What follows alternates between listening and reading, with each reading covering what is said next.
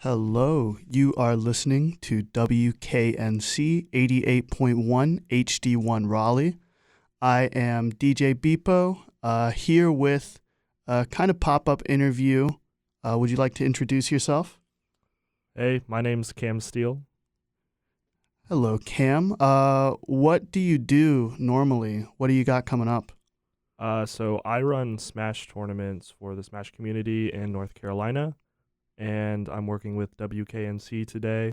We're doing a charity tournament tomorrow, and it's going to be awesome. It will be awesome. I hear the guy running the tournament is pretty cool too. So I've heard. Yeah, he's pretty cool too. He's sitting right across from me. Yup. And so that's going to be a pre-local tournament, kind of like a starter, an hors d'oeuvre, if you will, for your tournament. Just roll with it. That's right, the main course. Just roll with it.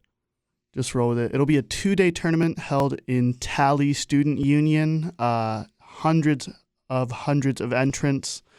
It'll be a lot of fun.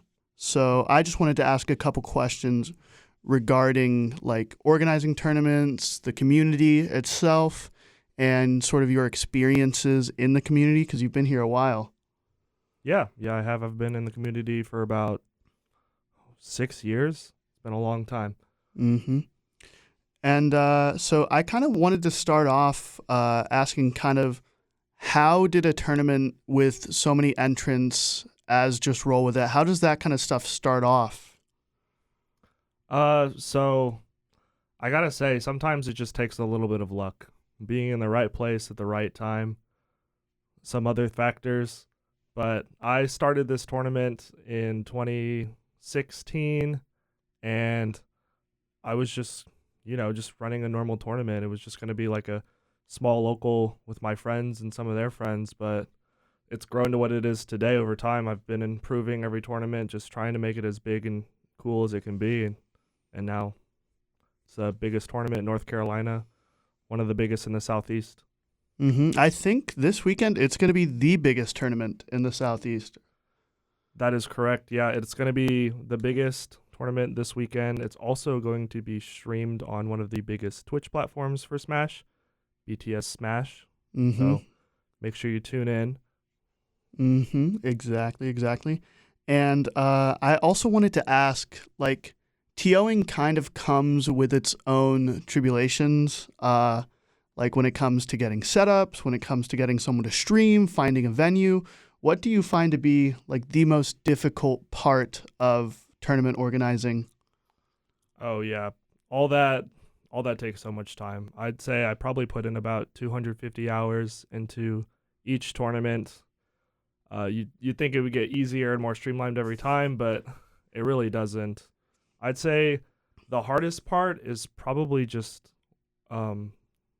balancing everything and keeping in contact with people. Sometimes it can be hard to do that. Sometimes people are hard to reach. Sometimes they don't respond. Sometimes things take longer than you need. You have deadlines and they're hard to meet. Mm-hmm. That's probably the hardest part. It especially doesn't help when those deadlines have to be met by other like young adults who are just kind of at their desk. Oh, for sure. Playing some video games. Yeah, the people that I'm working with are also, teenagers, people in their 20s, still figuring out what they're doing. Yeah. Not that adults are like any more organized, but maybe just a little bit. Yeah, exactly.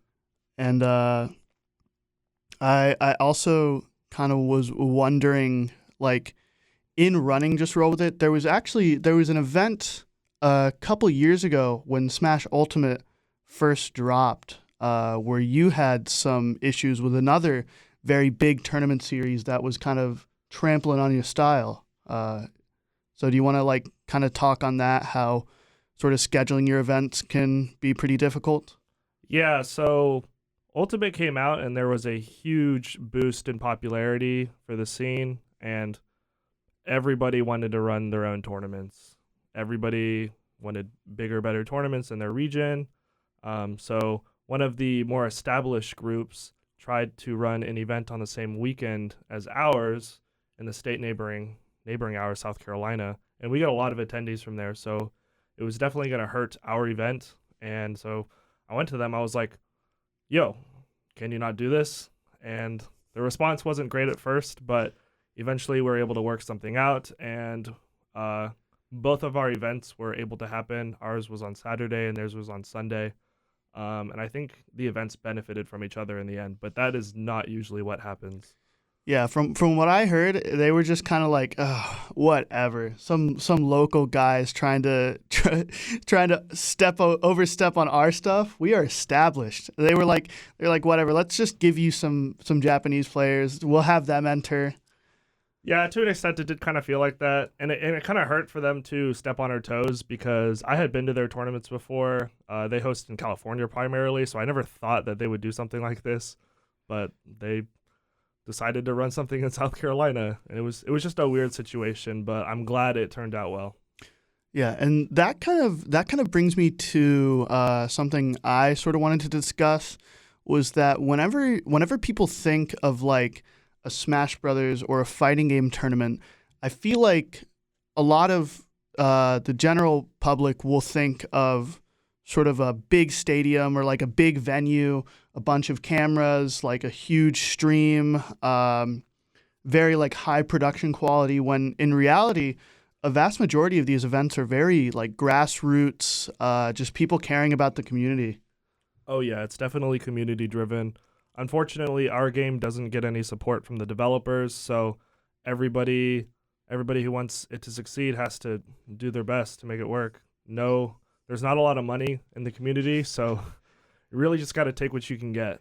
Yeah, it's really funny. I run, as you know, I run a tournament on Mondays with our friend Hobbs called Smash Sands, and I was talking to them because we were trying to put all of our like profits into some sort of fund to get someone who used to be like a French foreign exchange student flown to like a big North American like major tournament.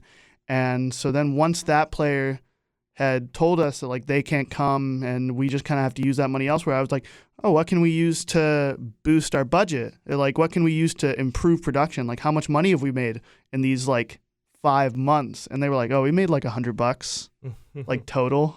Yeah, that's pretty common. Usually I run these events and I'll break even, lose money, or maybe have enough just to buy the entire staff dinner. So it's really a passion project. If you're doing it, it's because you love it. Yeah, absolutely. And I think you really do see that in the community. Not sure how other local communities for like Smash Brothers kind of are organized. Like I know there are major or like communities in like Georgia, Florida, basically like any state in the Southeast, Northeast, in California, but North Carolina kind of seems to be one of those communities that are far closer and more intimate with one another than other communities would be. Yeah, for sure. If you go somewhere else, everybody calls each other by their tags, but in North Carolina, we're on a first name basis, which you wouldn't think is uncommon, but it actually is. Yeah, it's crazy.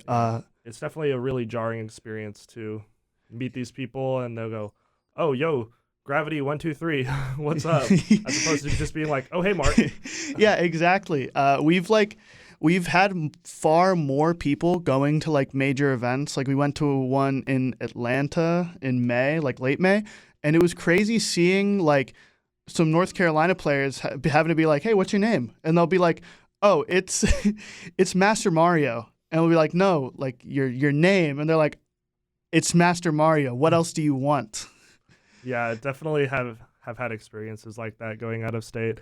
It's pretty funny, but the community in North Carolina is super tight-knit, super inclusive, which is awesome. Anybody's welcome here. Anytime we have players come from out of region, they just talk about how much they love it and how they want to come back. So we definitely have a good group of people here. Yeah, it is great. I do like kind of hope that North Carolina Smash can kind of put their name out some more, because I think that talking about like or playing Smash in a more competitive level is far more accessible than a lot of like casual players would believe, you know? Oh, for sure. Yeah, the barrier to entry as far as cost is less than $30. Yeah, absolutely. And even if you like don't want to enter, like I barely enter tournaments. I just go in, play against some people. They're always like super helpful, friendly, like to kind of mess around. If they want to play a little bit more serious, they don't mind doing that. I think that the game is like pretty easy to pick up. So like a lot of people who are playing the game more casually, it's super within reach, I think. For sure, for sure. And that's why we encourage everybody to just come out and try it, see if they like it. Even if you aren't super good at the game, you'll find community and you'll have good times. Yeah, and you meet some awesome people. Like we've got like a bunch of pretty talented individuals in the community right now. Like we've got Peeb Peyton. He's kind of become like the Smash Bros photographer, which is awesome. Super cool. Everybody's profile pics, LinkedIn, everything has stepped up its game because of Peyton's photography. Yeah, he's made us look far more professional. And we've also got Cactulio, who's like a local artist. He's been doing like just about everything we commission him for, like rankings, stream layouts. We commissioned him to do prints for the Friday tournament, rock and roll with it. Yeah, no, they look super awesome. They do. I commissioned some stuff from him for Just Roll With It as well, some merch, and I know he does great work. Yeah. There's a lot of very talented artists in North Carolina. It's awesome to work with them all. Yeah, I kind of forgot. Are those going to be like sold at the venue, or did I have to buy them earlier? The store is still open, so you can still buy them. Thank God. They won't be at the venue, unfortunately. They're printed as you buy them, so Okay. yeah. Made to order type stuff. The shop will be open until July 20th, so make sure you pick Thank up God. your Just Roll With It merch now. I'm too broke. I can't buy any of that stuff right now. So I was hoping I could snag some stuff before it all goes away. Good to know that it won't though. At least when I'll have money. And so that kind of brings me to another question I wanted to ask, since there's a lot of like very enthusiastic, talented individuals kind of stepping up into the Smash community. What do you think you see for like the future of your organizing, and like how other people are kind of matching that same enthusiasm? I think North Carolina is going in a great direction. I've got my thing, and Hobbs also has stepped up and ran some very creative and innovative tournaments as well. Mm-hmm. I'd say North Carolina probably has the most unique events. Oh, absolutely. Just based on what we're willing to try. We're super grassroots. We don't have any professionals or companies trying to step on us, so it lets us do whatever we want. We can be as creative and crazy as possible, and we're in a really good spot, sandwiched between Maryland, Virginia, Georgia, South Carolina. So we're still like a decently sized region, and we can get people to come out to these crazy events. Yeah, it's also pretty awesome because a lot of like organizers are either in NC State or like former NC State students, so they're able to just kind of like reserve rooms at NC State for free, whereas otherwise you'd have to pay like crazy venue fees, you'd have to like do stuff with the venue owner. At NC State, we're just kind of like, hey, can we have this room? They'll be like, sure. And that's kind of awesome because then you can host like an escape room tournament like that like was done earlier this year. Mm-hmm. Or a charity ball Mm-hmm. where everybody dressed up in my suits, God. which is the last thing you would see at a Smash Yeah, tournament. a bunch of like Smash players and gamers in like super formal attire playing their video games in like a suit and tie that looks like it looks like a formal, and exactly what you'd expect a formal to be, except they were just playing Smash Bros. Mm-hmm. It was awesome. Yeah. So for future projects, you didn't see this, but yesterday, have you played Among Us? I have played Among Us. All right, and you know what Summit is, right? I do know what Summit is. So November. Why don't you before you explain? Why don't you explain to the like people listening what Summit is? Oh yeah, Summit is a biannual event where top players are invited to the summit, basically the peak of Smash, to duke it out in an invitational style event. 16 players, just the best of the best.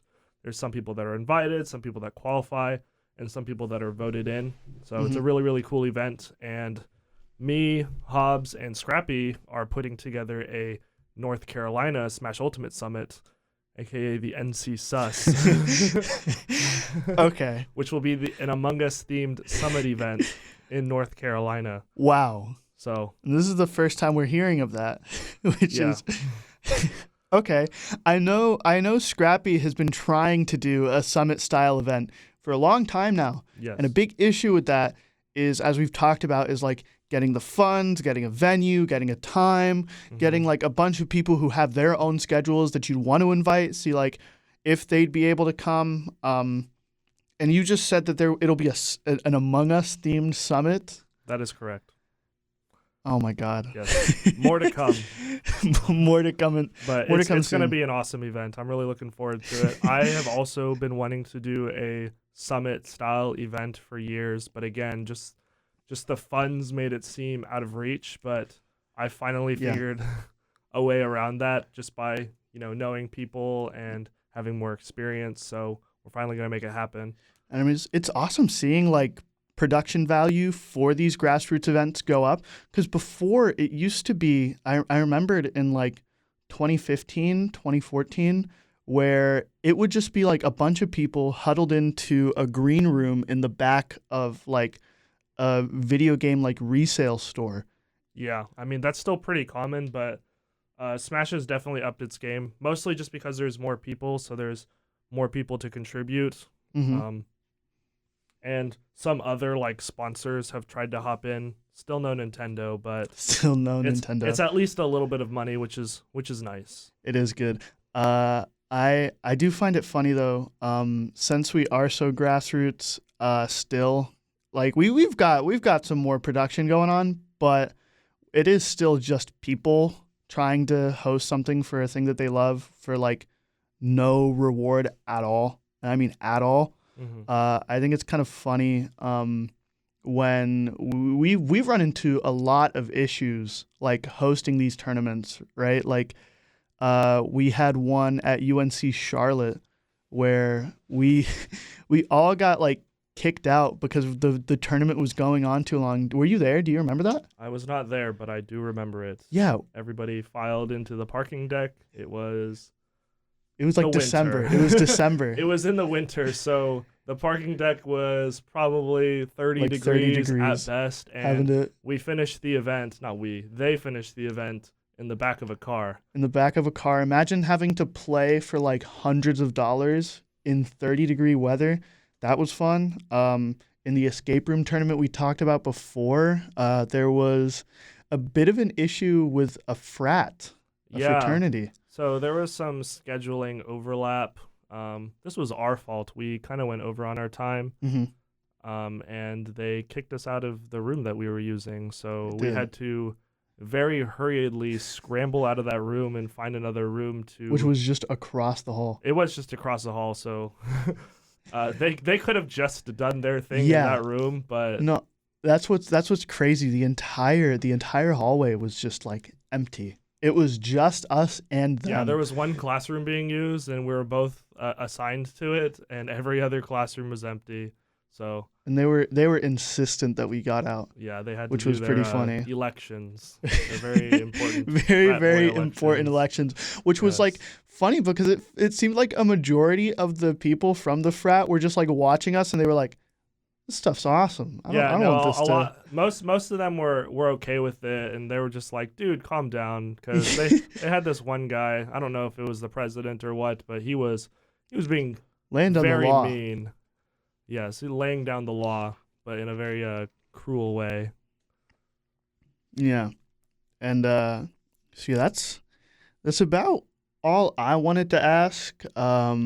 It's good kind of talking about how like intimate our scene is, how we really just do it for like the passion of it, and funny to hear about the best of the best in North Carolina Smash going to an Among Us themed tournament. Oh yeah, that's going to be exciting. There's also some other secret projects that I'm working on that I cannot talk about or announce just yet, but Secret project. Just stay tuned for those as well. Yeah, we've also got a couple monthlies that Hobbs and I are kind of discussing in like early planning stages. So there's a lot to look forward to if you want to like play some competitive Smash, meet new people, find people with similar interests. It doesn't have to always be like doing the best of the best and like trying to win at all costs. It could really just be like playing a game at like a more competitive level like you would just like playing online, honestly. Except here you just get to meet some awesome people. Like you, Kam. You wanna say what you do again? Say what's coming up? So just to recap, I'm Kam Steele. I run the Just Roll With It series and help with some other series such as the PubeNut series, and a few other projects. Just Roll With It is this weekend, July 16th and 17th. Make sure to tune in on BTS Smash on Twitch and Recursion GG as well. Mm-hmm. Yeah, we hope to see you. There's also Rock and Roll With It, the charity pre-local on Friday. I'll be running that. It'll be far less professionally done. It's just being held in like... Oh, but it'll be very cool. Yeah, and it'll be awesome. A lot of people have been messaging me, what's the pre-local? Where's the pre-local? So I've been sending a lot of players to that. So hopefully it gets pretty big. Pre-locals are hype because they're a more casual version of the main event, and you get to see a lot of top players interacting with the local players. Yeah, it's awesome. I think we're at about like 50 to 60 entrants right now, which is really great. Oh yeah, it's really great. It's capped out at 128. Yeah, I wouldn't be surprised if it got close to that cap, like 80, 90, 100. Yeah, a lot of people like to wait to register. We actually, I would say about 2 weeks ago, we had 150 people signed up for Just Roll With It, and now we have 320. So they really like to take their time. That's even with like discounts for registering early. Like they just don't even care about that. They just like to keep TOs on their toes. I'm definitely one of those people. I like didn't register until like recently, and then I was like, oh well, now it's $45. I guess I'm just commentating now. Yeah, I'm part of the problem. Yeah, this is a very common issue. So yeah. Once again, you're listening to WKNC 88.1 HD1 Raleigh.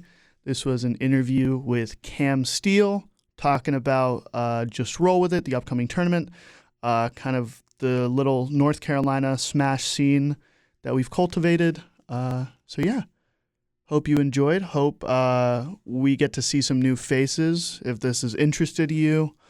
Yeah, it was great talking to you. Kam? Yeah, it was great talking with you too. Thanks for having me on. All right.